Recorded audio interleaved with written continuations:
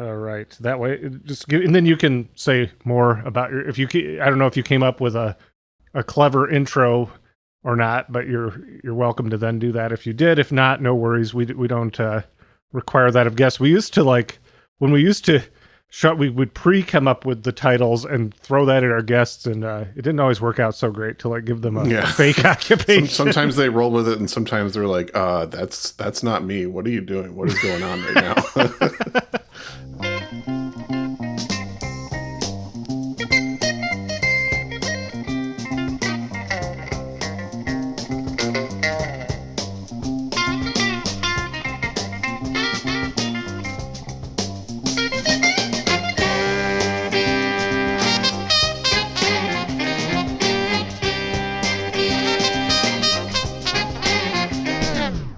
Welcome to I'd Buy That for $1, a podcast about inexpensive, common, and underappreciated records that are waiting to be rediscovered.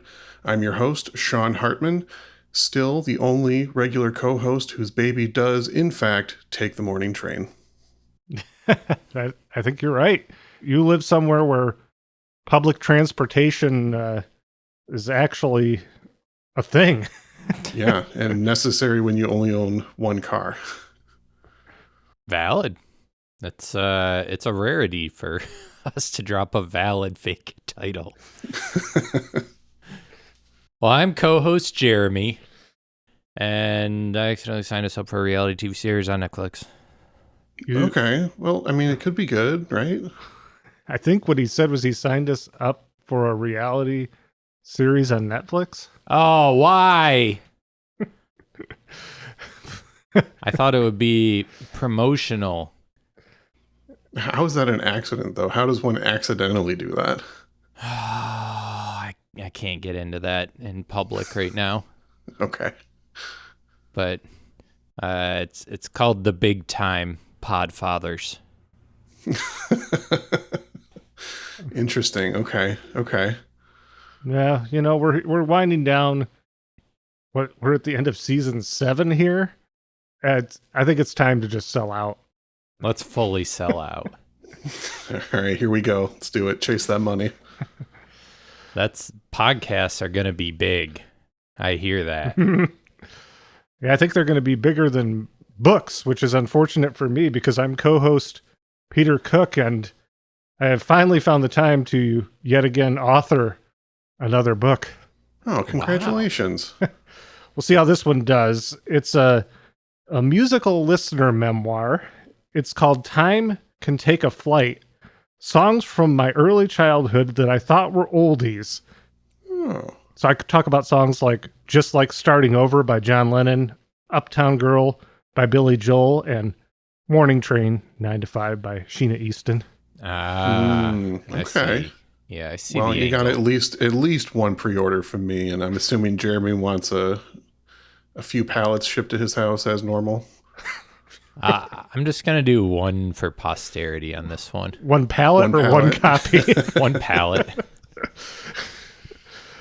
Joining us today on I'd Buy That for $1 is a first-time guest, long-time listener. He is a music journalist and compilation producer based in London, UK. Welcome to the program, Adam Mattera. Hi, hello guys. It's exciting to be here. Thank you for having me. I'm glad to finally be in the real with you guys and speaking to you. It's great. We are big fans of being in the real over here. I don't even know what that means. I don't know. I just said that. It's like Sherilyn got to be real. Yeah. Yeah, you got to be real. Yeah. A fully interactive experience this time. Yeah, that's what we've had a few other guests who are longtime listeners, first-time guests who have commented how strange it is to actually speak to us and have us be interactive. Well, exactly. That's what I was meaning, because I've been listening to you guys like on my earphones for the last several months, and now it's kind of like you're real people talking. I love it. Yeah. Now you can tell us right away when we get some detail wrong instead of just shouting it into the void. Right. Well, speaking of being real people, you selected an album and artist that I think is meant for real people, not just music nerds who go deep on things. This is an artist who the commoners probably listened to. Yes, I guess. Yeah. I mean, and she was huge. This artist was absolutely huge in the, particularly in the 80s and going into the 90s. But the 80s was really the decade where she was one of the biggest selling. I think she was in like the top 10 biggest selling singles artists, I think, of the 80s, with female artists. So she was a huge star. She's kind of not really remembered as much as some other people from that era now. Oh, the mystery's killing me. Who is it? It's none other than Sheena Easton. And the album is her 1982 album, her third album, called Madness, Money, and Music. Well, it sounds like the life she was living. Well, I mean, actually, she did at the time when she was doing interviews around this, around the promotion of the album. She did actually make that. That was what attracted her to record that song, because it really had. She had gone from being an unknown, basically, to being an international star in a very, very short space of time. And so her whole life was basically jumping on planes, doing interviews, doing a TV show in this country, then flying to Japan, then flying to, Australia. And it was just a non-stop whirl, because she had really rocketed very quickly to global stardom in a short space of time. All right. Well, pretty soon we'll get into the details on how this career exploded seemingly overnight. But first, let's listen to our first song. Which one should we start with? Well, this was the lead single from the album that came out a month or so before it dropped, and it's called Machinery. All right. Yeah. And as we noted, there are different track orders for the UK and the US release. So the US copy that I'll be playing from, this is side 1, track 1, but UK copies, I believe it's side 1, track 4. Yeah, that's right. It's weird. I noticed this with a couple of her albums, and I think they would be edited and resequenced for the US market. So they were like her debut was the same. They were 12 tracks, but in the US they were edited down to 10 and shuffled around a bit. Mm-hmm. And I think it's because I asked the producer, Christopher Neal, who produced the albums, about this. And I think at the time it was to do with publishing. It was something to do with publishing rights. They only wanted, in the US, they only wanted to have 10 cuts on it. And that was apparently a thing at the time. I'd never noticed it with other artists particularly, but it was a thing. Well, you saw that with the Beatles albums, between the UK versions and then the US releases, they would have less songs on them. So there is a precedent for that, for sure. Right. Oh, yeah, and they were EMI as well. I knew Adam was going to be a great guest when I saw his note differentiating the track listings on each one. I was like, yes, this is the nitty-gritty I'm here for. Exactly. All right, well, let's take a listen to Machinery, Side A, Track 1 in the U.S.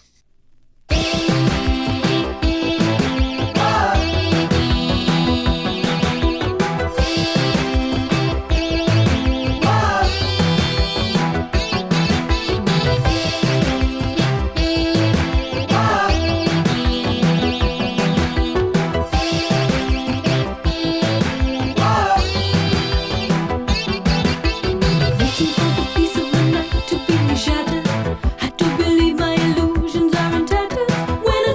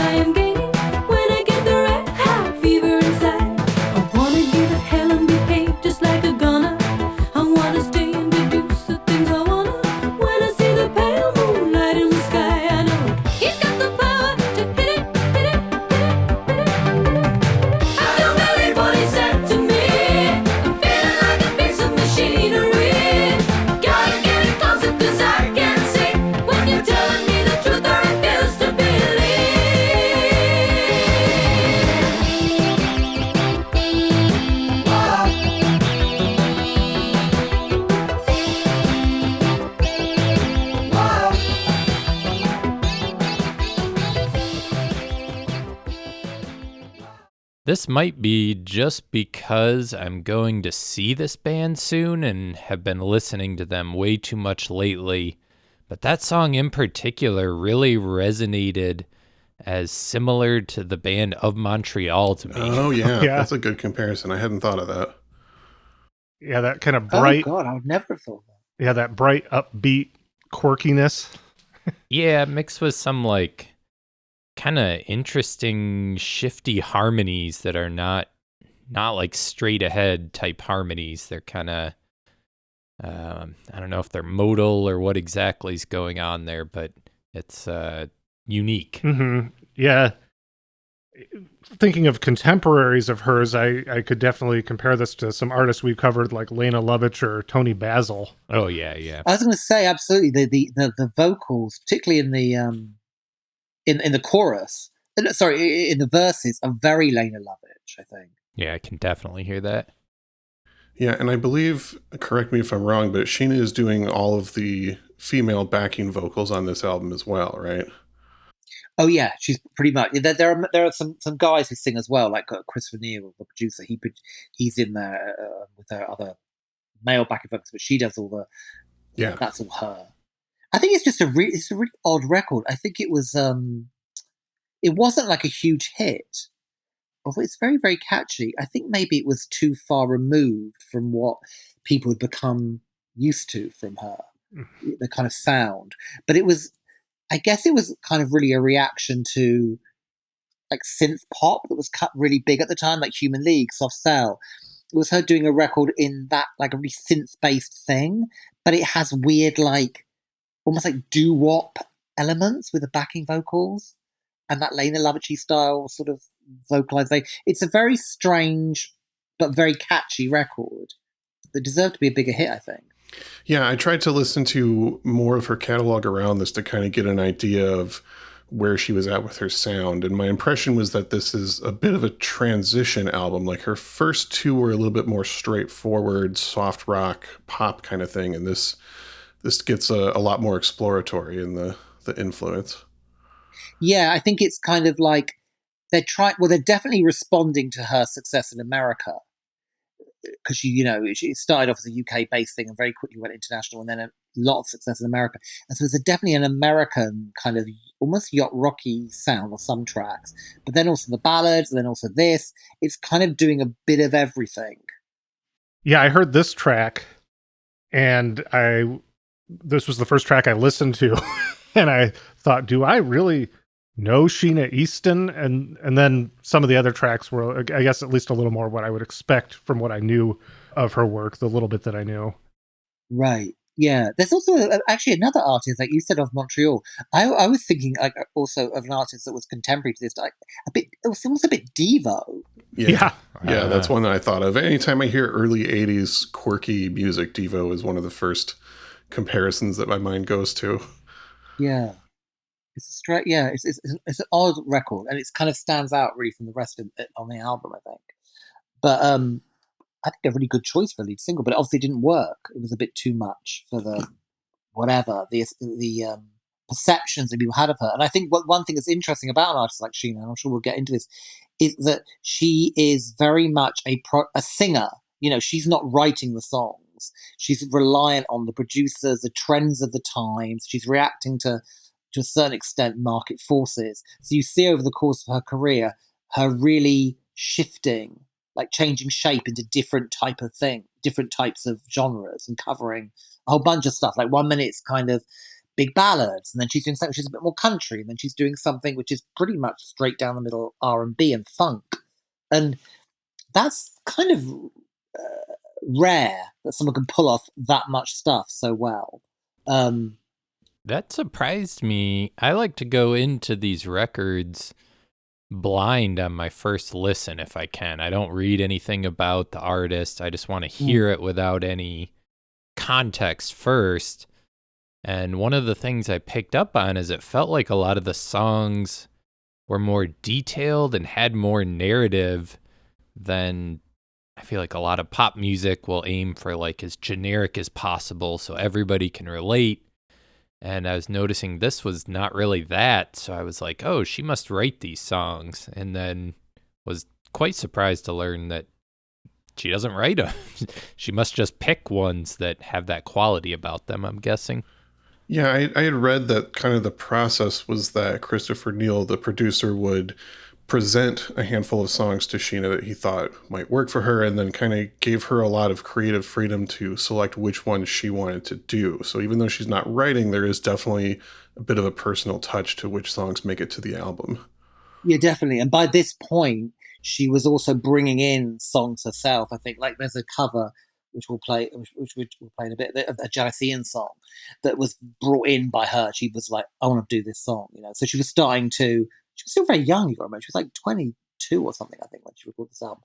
But yeah, she was bringing in the songs and choosing stuff for sure. Yeah, so she had a big say in that. Well, yeah. So as we mentioned, Sheena Easton was one of the biggest pop stars of the 80s, but I would agree that I don't think she's really translated to younger generations. I mean, even when you selected this album, Adam, I was only really familiar with one or two songs from Sheena. I mean, I think probably my first exposure was the kind of comical use of the song Morning Train and Seinfeld. And oh, yeah. She's definitely one of those artists where the albums are all cheap. They're easy to find. I would say, like, occasionally they're only difficult to find because some record stores that try to curate their selection wouldn't even stock her music, at least over here in the US.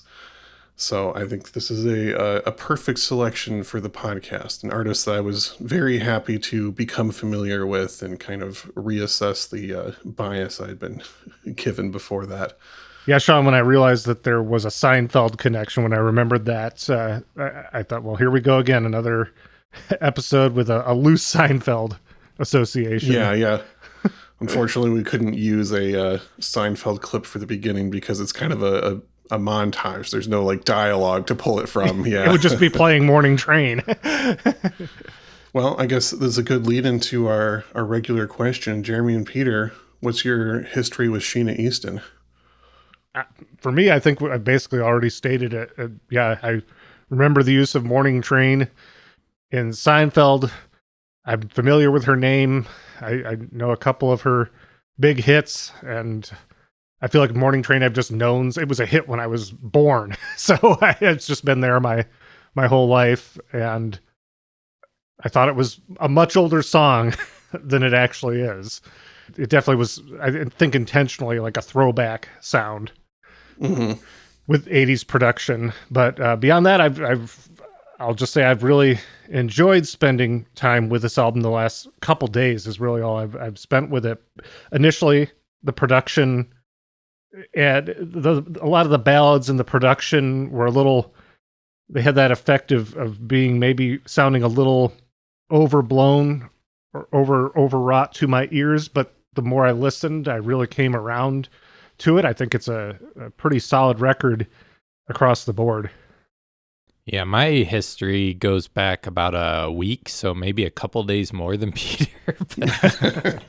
But, reading about it, I was like, oh yeah, I think I've heard, a few of these songs, but never connected them to an artist or had any thoughts about Sheena. The production, I would agree at times feels like a bit much, but I think her voice carries it. Yeah. A lot of times that feels overwrought because the voice can't match what's going on behind it. But I think she's got enough going on there that she carries it in a lot of these cases. I can't remember if we're playing I Beg for Water, but that's the one that comes to mind immediately thinking of that. Right. Yeah. Yeah, that is one we'll be featuring later on. And yeah, just an incredible showcase of her vocals on this album. So, Adam, I know you are heavily involved with Sheena Easton. We can get into that more, but I'm curious, what's your long-term history? When did you first hear Sheena and get into her music? Well, I think I must have. I know that it was when when I'm sure, when the Big Time aired, which was a documentary that kind of introduced her to the British public. It was, and I saw that, and I think, oh, she's amazing. And then I heard the records, and I think, because they were all over the UK radio. She had like 2 records in the top 10 within a month of that special air, the documentary airing. And so I heard it, but this was the first album by her that I actually owned, that I actually got. I just fell in love with her voice. It really was. It was the voice for me. She'd sung a song called "When He Shines" on her first album, on the Royal Command performance, and it was just her and a piano kind of vibe. It was like, wow, it wasn't the kind of pop voice you heard really from pop singers at that time. It had a certain, I guess, a little bit stagey. It was more like a Barbara Streisand kind of vibe. Although she could also do these really sort of like commercial, bouncy pop tunes and other stuff that she later went on to do. And so, yeah, I always found her really intriguing as a singer, I think. So, yeah, I was there from the beginning with Sheena, for sure. Cool. All right, well, let's go ahead and listen to another song, and then we'll fully dive into this bio. What's next? So the next song is, oh my God, I can't remember what order I put them in. Is it In the Winter next? Yes. Yes. So this song, the next song is her cover of a classic Janis Ian track called In the Winter. And a track we've featured before when we did the Janis Ian album, actually. Yeah, way right, back. Yeah, Between the Lines. Yes, yep. It was on the album. Yeah, it was actually a single, I think, for Janis Ian in the wake of that 17. Great song. Was that season 1 we covered that album? Yeah, that was within the first few months of us doing the podcast. Nice. Full circle. All right, well, this version is side B track 4 in the US, side B track 5 in the UK, In the Winter.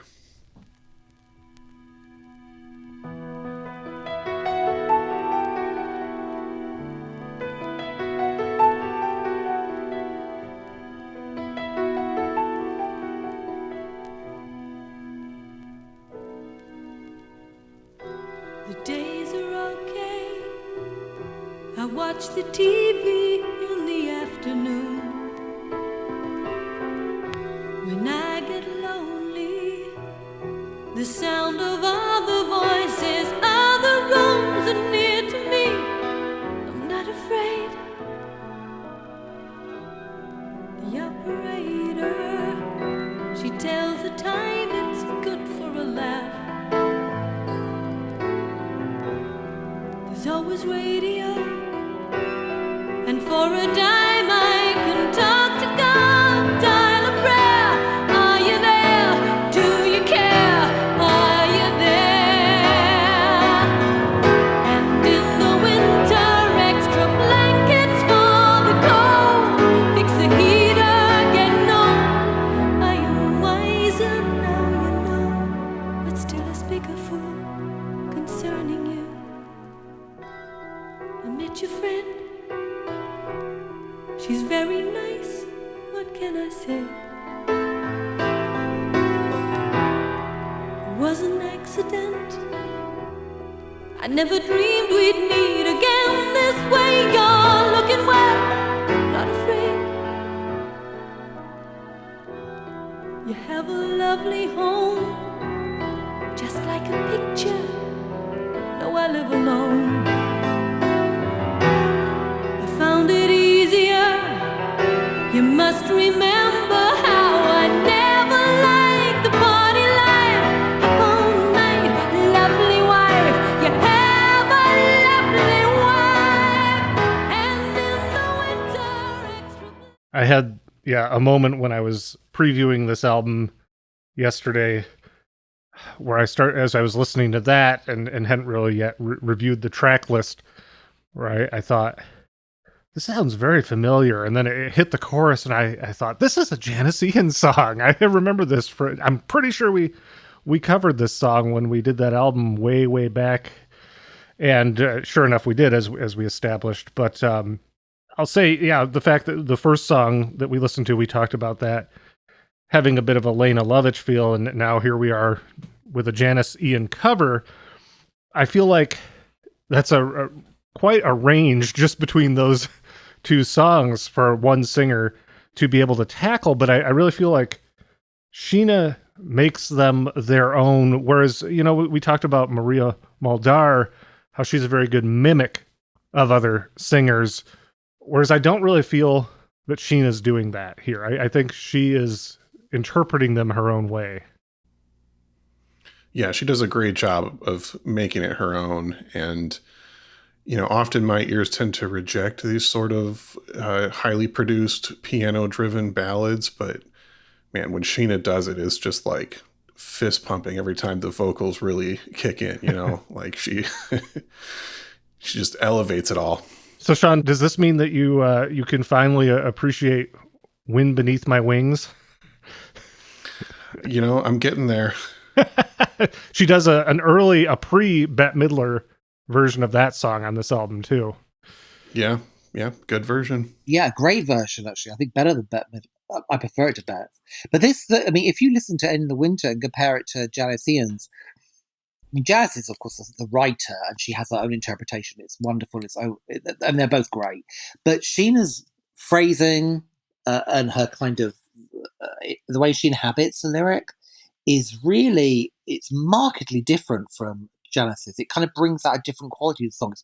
It's more bitter in a way, actually. Sheena's, I think, it's more. There's an anger to it, and she could really inhabit a ballad. I mean, that's one of her greatest strengths, I think, as a singer. But like you say, she can do these, turn on a dime and do these different things.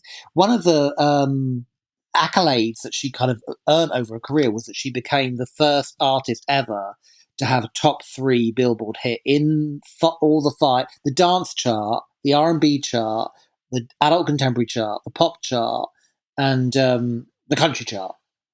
So she had commercial success in all these different genres. And I think it was that adaptability, to be able to adapt like that and be believable and still retain your own character as a singer and your identity as a singer. Not many people can do that, Yeah, and she won a Grammy for a Spanish language album. Oh yeah, she did that as well. Yeah, the range is incredible. yeah, that's right. She did. I forgot about that one. My God, yeah, absolutely. Yeah, so a few parallels maybe to Linda Ronstadt then. Yeah, yep, a good comparison for sure. Yes, that's right. Because Linda did it all, didn't she? She did like kind of Spanish albums and country, and opera. Yeah, bit of R&B. Yeah, did the odd like Smokey Robinson cover. Yeah, she did it. Yeah, she's a great singer. All right, well, let's start at the beginning with Sheena. She was born Sheena Shirley Orr on April 27th, 1959 in Scotland.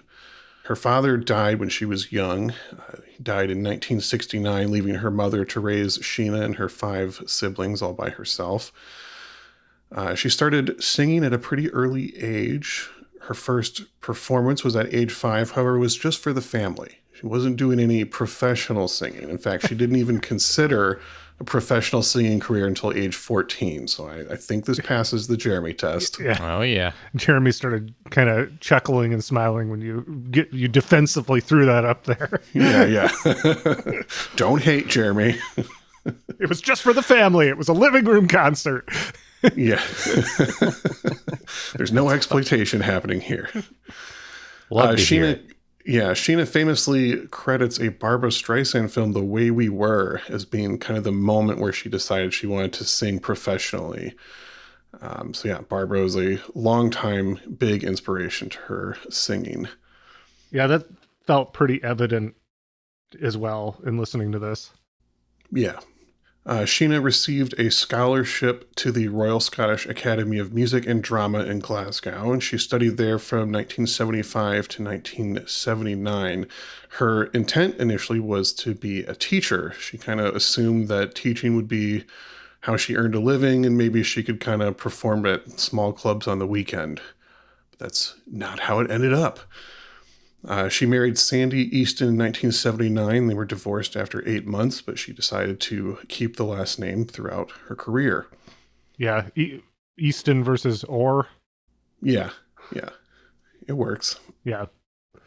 So as we said, her actual career kind of started pretty quickly. The same year that she graduated, she auditioned for the BBC show The Big Time, which was an early reality TV show. The idea was that every episode, a different amateur was given a shot at the professional version of their respective fields. So there was like a chef, a seamstress, wrestler, gymnast, and Sheena Easton was the amateur singer. So they... Amateur. Yeah, right. At the time. So at age 19, she was given a shot to achieve fame on the episode. So they gave her a professional photo shoot. She was advised by stars like Dorothy Squires, Lulu, and previously discussed Dusty Springfield. And then she was paired with producer Christopher Neal to record one single. That song was her first track, Modern Girl.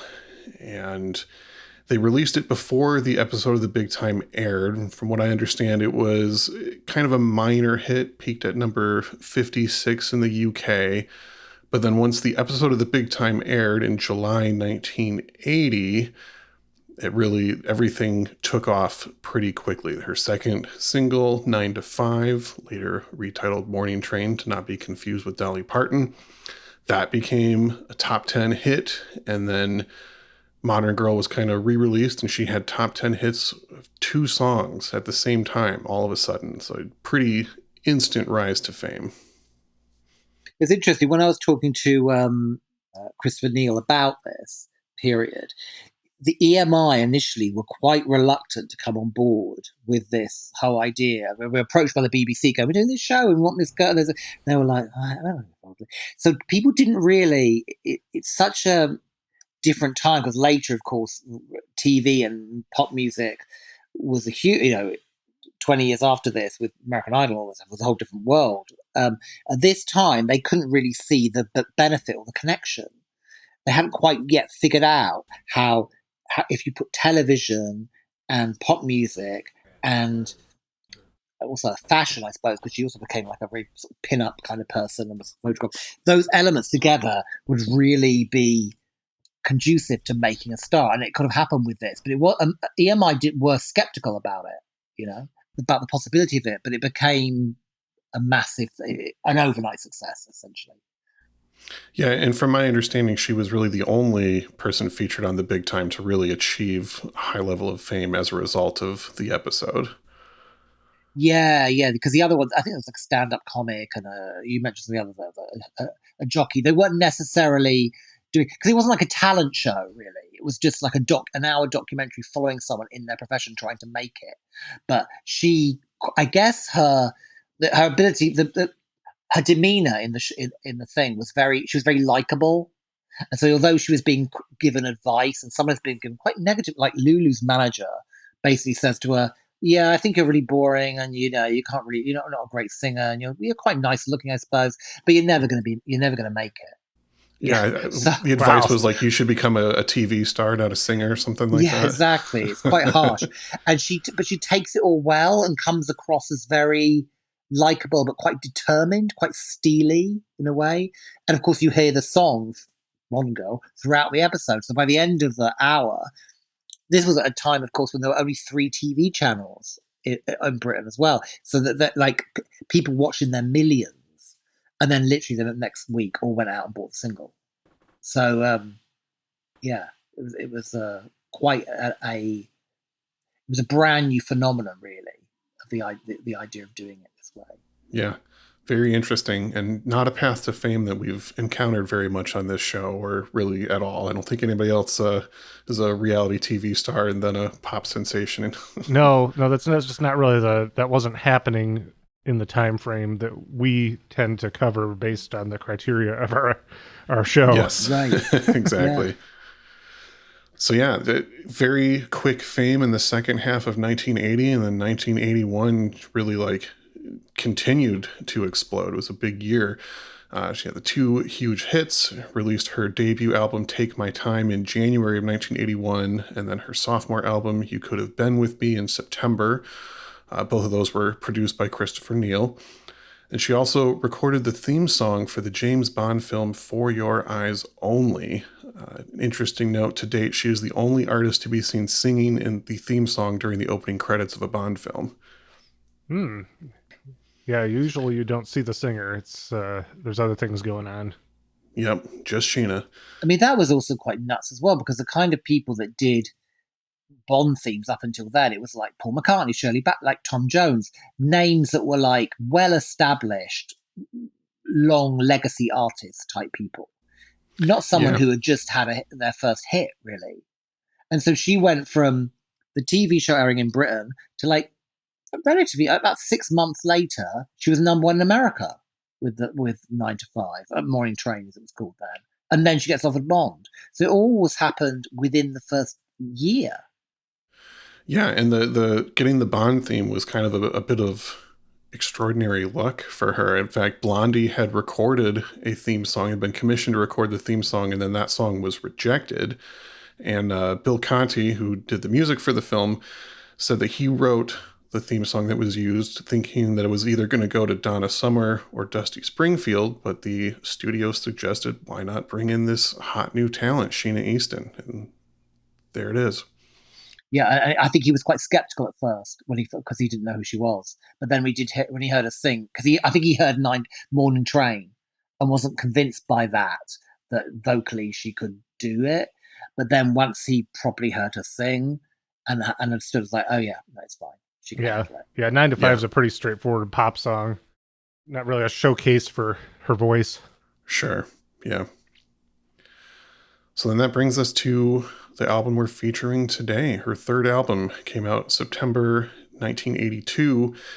And interestingly, it was kind of less of a success than the other two. And in some ways, when this came out, it could have been seen that maybe her career was a flash in the pan, already starting to fall apart. But it didn't last long. She rebounded pretty quickly in 1983 with that previously mentioned country hit.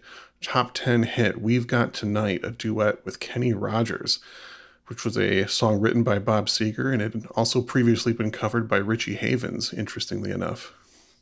I think that was very calculated. It was quite a calculated move, really, on behalf of EMI, because this album didn't really perform the way that they'd wanted it to. And I think maybe because it's a little bit older than she was. You know, some of the music on here she was making could have been recorded by someone who was twice her age, you know. Not that it's not good, but commercially, maybe that wasn't sitting right. They decided, her label mate, Kenny Rogers, who had lots of hit duets with women at that point, and was a really being played on pop radio, country radio. Let's do this hit duet. Let's do this cover. And those superstar duet things was a real big thing at the time, because you'd had like Dinah Ross and Lionel Richie with Endless Love, and you know, a few years before that, Barbra Streisand, Donna Summer. The idea of combining two stars together and having was a sort of device that was used, a strategy used by labels at the time, and it worked so straight away, and it got her back in the charts, and then she was back on her way after that, really. Yeah, and that's still one of her most listened to songs on streaming services. I was returning to that one actually quite a bit while getting ready for this. That song really grabbed me. And it's weird because like we've been saying, like nothing about the production or songwriting on that feels like something that I should be into, but I just instantly was like, man, I love this. I mean, I'm not supposed to, or like a younger version of myself would have hated it. But again, her vocals, undeniable. That was a duet? Yeah, We've Got Tonight. Yeah, I knew that song as a Bob Seger song forever and only listened to this version earlier today, actually. And it's really stark how good her vocals are when put right next to Kenny Rogers. Mm-hmm. Yeah, they have that sort of like leather and lace, satin, and the contrast really works well, I think. Yep. Because she's like soaring above him, basically. It's mad. All right, well, let's go ahead and listen to another track from the album. This one also has a bit of a country legacy, written by singer-songwriter Deborah Allen. We're going to hear the song You Do It. This is Side B, Track 5 in the US version, Side B, Track 4 in the UK.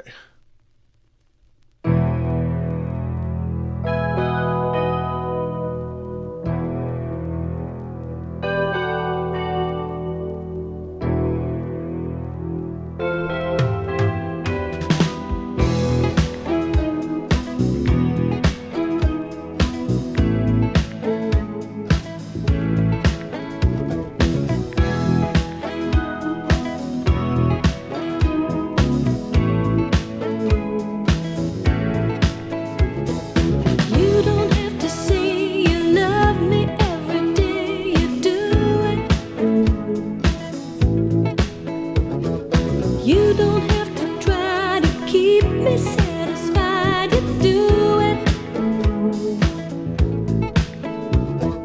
Look what you have done. You're the only one who can take me away. When you can't be mine, I spend all my time just waiting till you come back around, 'cause no one else I found can do it the way you do it. Tell me when you love me.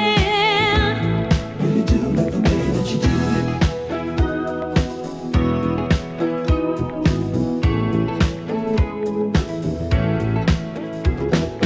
When I need to feel the way I love to feel, you do it.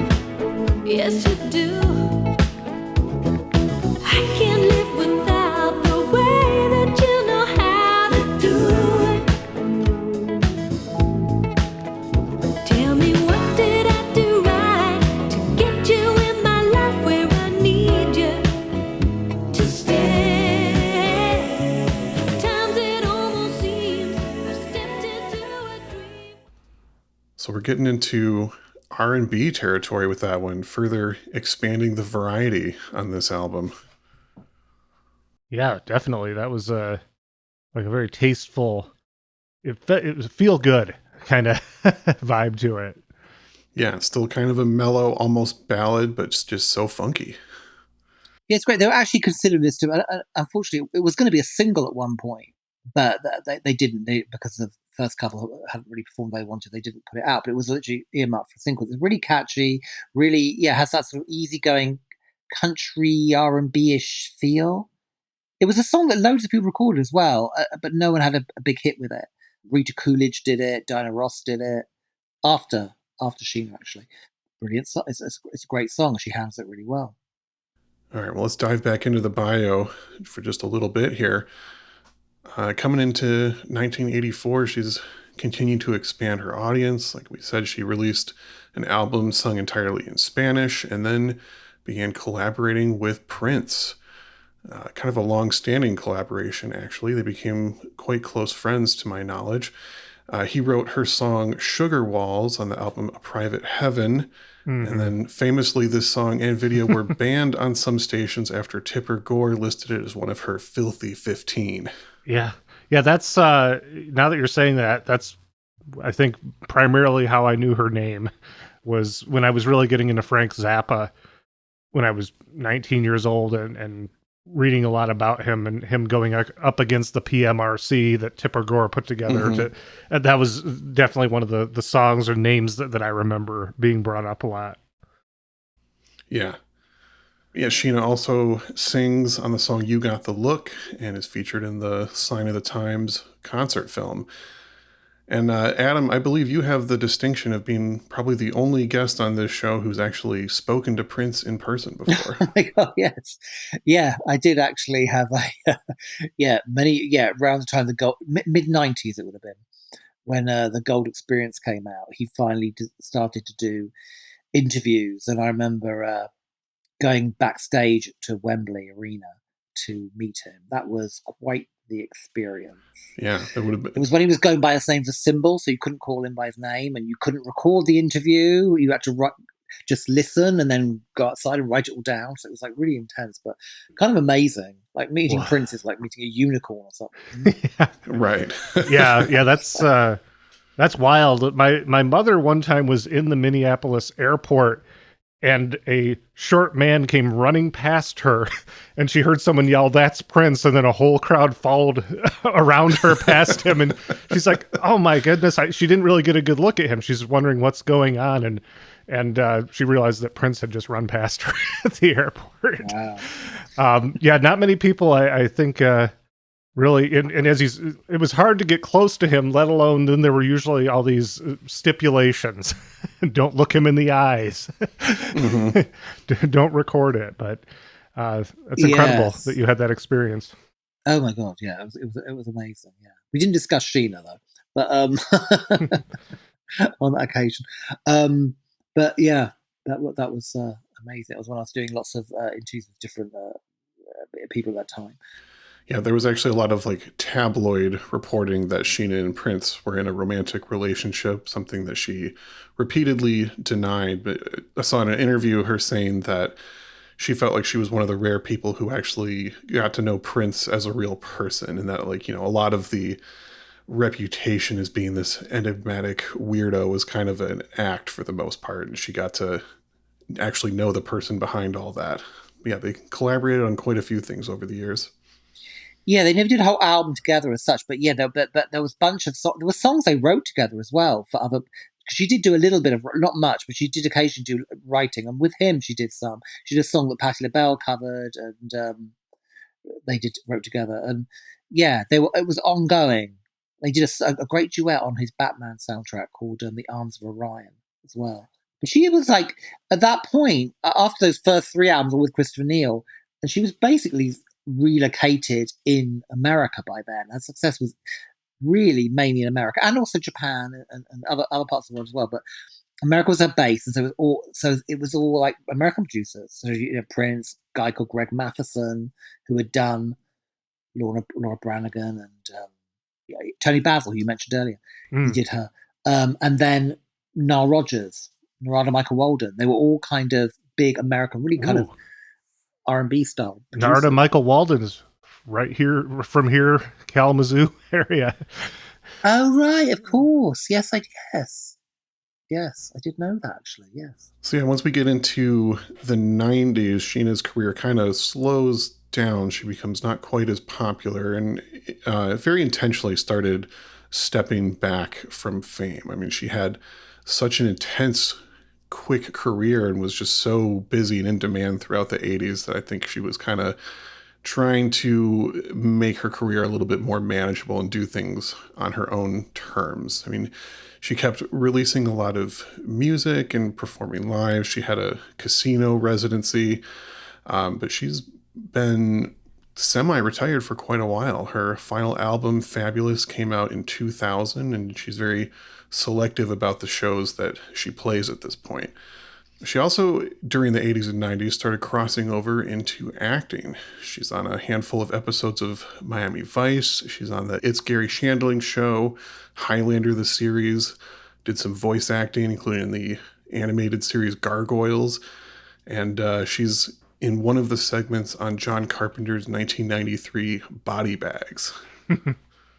Yeah, I think that, her intentionally stepping back from fame, and I think she'd had some, being very young and thrust into the spotlight, and being pretty much quite a young girl and dealing with lots of men record producers and male record execs. I think it wasn't the easiest time for her necessarily, and I think some of that was quite difficult. Next to, and at the same time dealing with all the fame and all the running around and not being able to have a family or really have a life. She wanted other things, but her stepping away from the spotlight in a very determined way was partly why I think today other people from that era, like say Cyndi Lauper or certainly Madonna, of course, but a lot of the other names from that time, even say Belinda Carlisle, it was later in the 80s, you hear their names and you see them, they have some, they're still known, but Sheena really hasn't been, really is kind of forgotten because of that, I think, because she, stepped away. Yeah. And, in some ways, I think she really enjoys that. I saw her saying a lot that 99% of the time she's able to be in public and leave her house and not be mobbed by fans, and often just goes completely unrecognized. And she really appreciates being able to do that. She also adopted 2 children in the mid-90s, so she had a big focus on raising her kids. And also nowadays, she is a big gamer, interestingly enough. She said she plays at least an hour or 2 every day, and 2 of her favorites are World of Warcraft and Ghosts of Tsushima. Oh, wow. WOW, wow.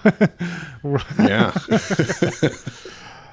Yeah, Adam, when you first messaged about coming on and had proposed talking about Sheena, and I got the understanding that your music journalism and compilation producer aspects of your career, I Googled your name, and lo and behold, it came up with Sheena Easton's name attached to it. Oh, did it? Right. Okay.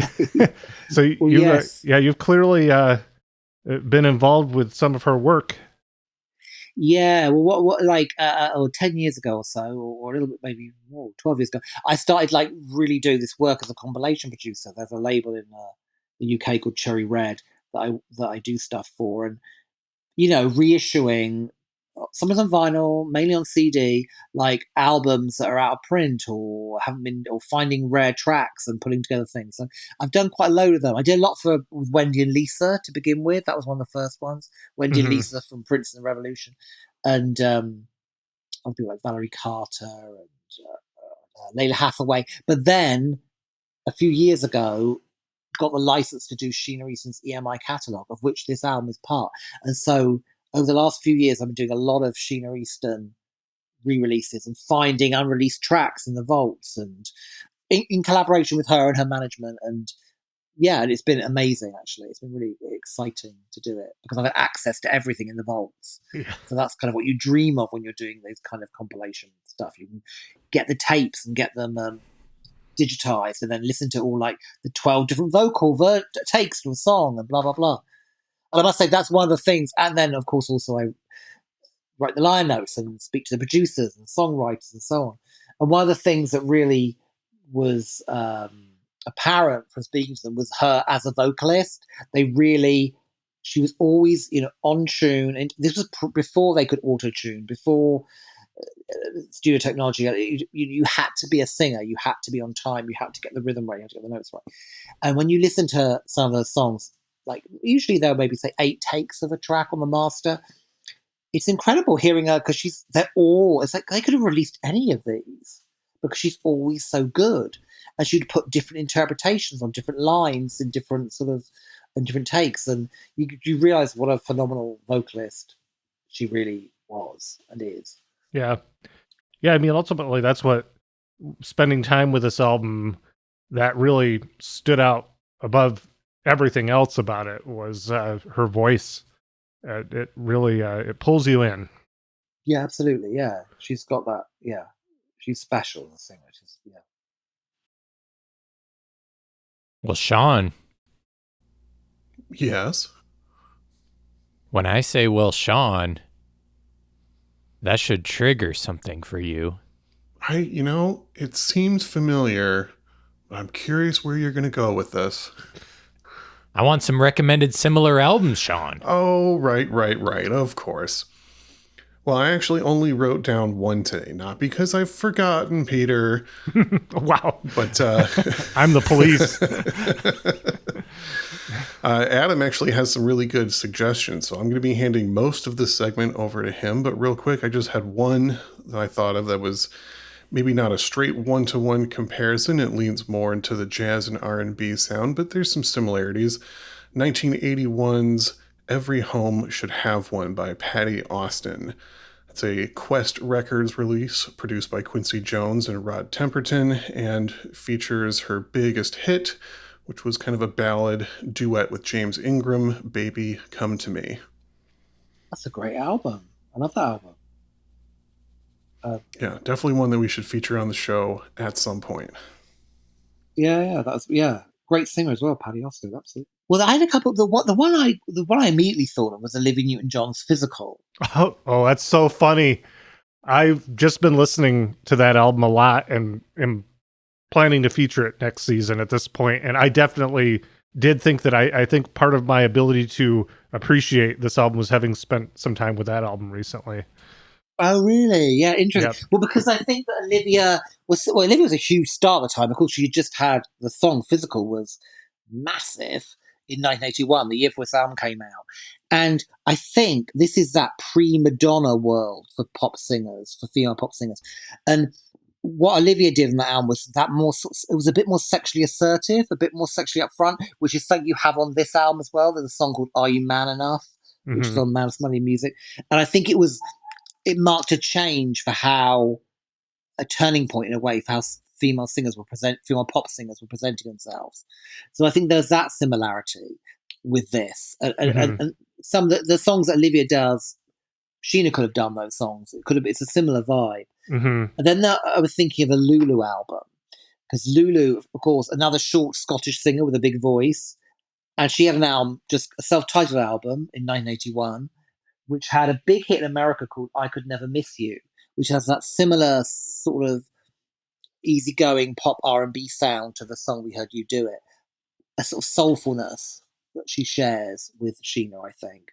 And of course, they have those other things in common. They both did Bond themes.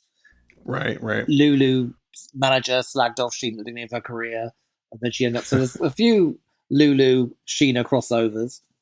Interestingly, the last big thing Sheena did was on the West End in the UK. She did 42nd Street, and the person that took over from her, that was about 10 years ago, the person that took over from her as in the lead was Lulu. So they've had this ongoing, interesting parallel. Then I was thinking of Melissa Manchester, because she had an album called Hey Ricky the same year as this. And again, it has these nods towards new wave. She had a big hit called You Should Hear How He Talks About You. You should hear how she talks about you, I think. Sorry. And she's doing like new wave stuff, but she's also doing like a Gershwin cover. So there's a range. She's also a very dramatic singer. She shares that with Sheena, Melissa Manchester. So Arif Mardin produced the album. It's a great album. And the final suggestion I had, I was going to do a Kiki D album, but then I thought, actually, the Dinah Ross album that came out the year after this is quite a good one to mention, because she did an album produced by Gary Katz, who's most famous for working with Steely Dan. And it's very much a sort of adult contemporary West Coast sounding album. Michael McDonald wrote one of the songs, for example. Great album, really didn't sell, probably her least best-selling album of the era. And again, it had a lead single that was very new wave called Pieces of Ice. So it was like that kind of trying to appeal to that new sound, but also doing a whole middle-of-the-road American soft rock thing, similar to some of the tracks on here. So yeah, Ross by Dinah Ross. Very cool. All right. Excellent suggestions. And yeah, some ones that were off my radar. I was kind of skimming through them, getting ready for this, and all excellent albums. Looking forward to listening to those more in the future. Well, before we get out of here, Adam, did you have anything? It sounds like you're up to a lot. Do you have anything that you'd like to plug for our listeners to check out? Well, I guess the main one, the most relevant one, is that like I've just put out this new, which I think might be the last thing of the Sheena campaign. Certainly the last thing for now. It is like the singles box set. So I've just done like a 25 disc box set, 25 disc box set of all her singles from this era, with all the B-sides and all the 12-inch mixes and unreleased versions and stuff. It's massive box with all in individual picture sleeves and picture discs, and so that's quite an affair. And that's literally just come out. Was that on Cherry Red? Yeah, on Cherry Red, yeah. So it's all her EMI singles from this era, from like 1980 to 1987. Yeah, and I saw that some of the reissues you worked on have like re-entered the Scottish album charts. Yeah, that was that was amazing to me. Yeah, some of the Sheena albums actually re-entered the chart. I guess she still has a fan base there, you know? So that was exciting. Yeah, it's cool to see. Yeah, it's nuts. I mean, now that we featured her on I'd Buy That for $1, there's gonna be like, the top 10 is gonna be just full of her songs now. Oh yeah, easily. It's gonna happen. That sure. Bump. Well, we thank you. This is incredible. So happy to have you on as a guest for the first time, and we'll definitely do this again sometime. Oh, brilliant. Yeah, I'd love to. Absolutely would love to. I've loved it. Thank you. Well, what else is left? We should mention, of course, that you can support the program over on Patreon, patreon.com/I'd Buy That podcast. We have many, many bonus episodes that you can listen to over there. Help us out. Keep things going. Keep bringing you the bargain bin classics. Yeah, we've been recording some fun episodes lately. We did the disco single Murphy's Law, and before that we got into the history of the novelty song Menomina. Mm-hmm. Been having some fun with it. So yeah, check us out on Patreon and get the full I'd Buy That for $1 catalog. Well, what's left as far as this album? What are we going out on? Well, the last song was actually the biggest hit, really, from the album. It's "I Wouldn't Beg for Water," and it's another. It was a top 20 adult contemporary hit for her in America, which was like a big fan of her. Adult contemporary was a place where she got played a lot, especially for the ballads, of course. And this one was written by Mike Leeson and Peter Vale, who they wrote a lot of her early hits, and it's just a great, big, dramatic ballad that she sings the hell out of. Yeah, and it's a song that like keeps getting better as it goes. She just like keeps elevating her vocal delivery throughout the song. It's incredible. Maybe my favorite on the album. Oh wow. Yeah, it's one that you won't get the full experience. I mean, this is true of any song that we feature, but since we don't play the full songs, you'll want to go check out the full song and the full album. True. To get the full experience here. Yeah, I definitely once I took this one all in, I was blown away. I think that's about the time that I went back and listened to the whole album again and got it. Oh, great. Yeah. Yeah, that makes sense. This song, she loved this song. She started singing this song in concert way before the album came out, actually, because she loved it so much. Well, we'll go out on that song, and we thank you, listeners. And Adam, it's been a pleasure. This is I'd Buy That for $1, signing off. I'm co-host Peter Cook. I'm co-host Jeremy. I'm co-host Sean Hartman. And I'm guest Adam Mattera. Thanks, Adam. Thank you.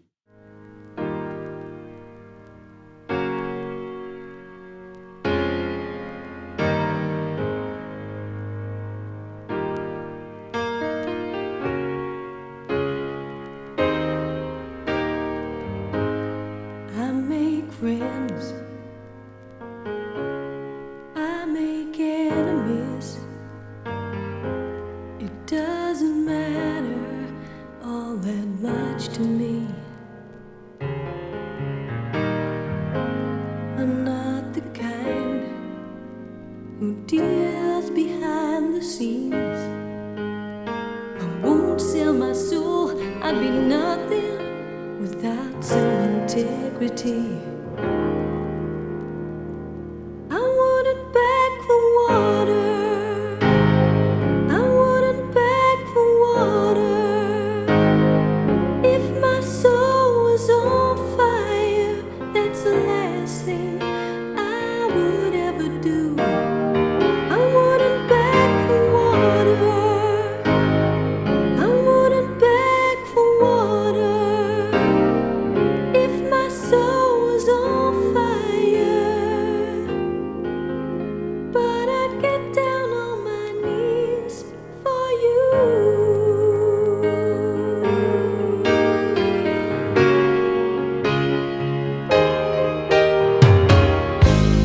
I've got pride. It's not the foolish kind. Don't owe people favors. That's my peace of mind. I don't know why I deserve someone like you, but you're my one and only sole exception to all my rules. I wouldn't beg for water.